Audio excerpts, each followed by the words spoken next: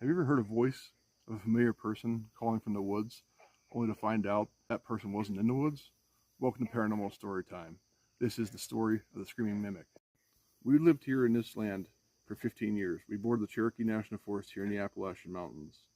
Now, multiple times we've heard screams of people that we knew in the forest, only to find out they weren't there. This is a reoccurring situation here on the property. Since we moved here 15 years ago, we've heard this multiple times.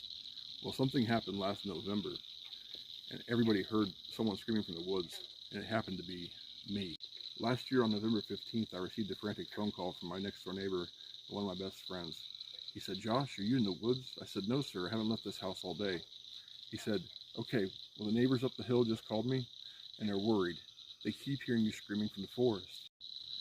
I chalked it up as a coincidence, and I told him, I said, "Don't worry about it, man, I'm perfectly fine." He said, "Well, you better let the neighbors know because they knew it was you yelling for help." I said, "It's not possible, I've been here all day." Next thing I know, another neighbor texts me, and she says, "Josh, why aren't you answering your phone? Is there a problem?" I said, "No, I was on the phone with another neighbor." She said, "Well, we keep hearing you yelling for help from the woods." So these two people live in two separate parts of the woods up here. One's hearing me from one side, one's hearing me from the other. I quickly put on my gear and decided I was going to go up in the woods and check for myself. However, as soon as I started to step in the woods, my instincts kicked in. Something was terribly wrong. I walked a few steps into the woods and felt like I hit a brick wall.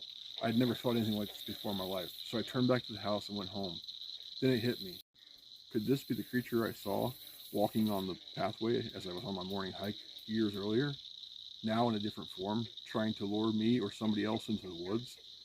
Was this a doppelganger? A mimic? A skinwalker? What was this thing? What do you think? When will this creature call again? What will be the consequences of someone who goes looking? Will they go missing? Will we ever see them again? This won't be the end of the story of the doppelganger slash mimic. What do you think it was? We'd love to hear your side.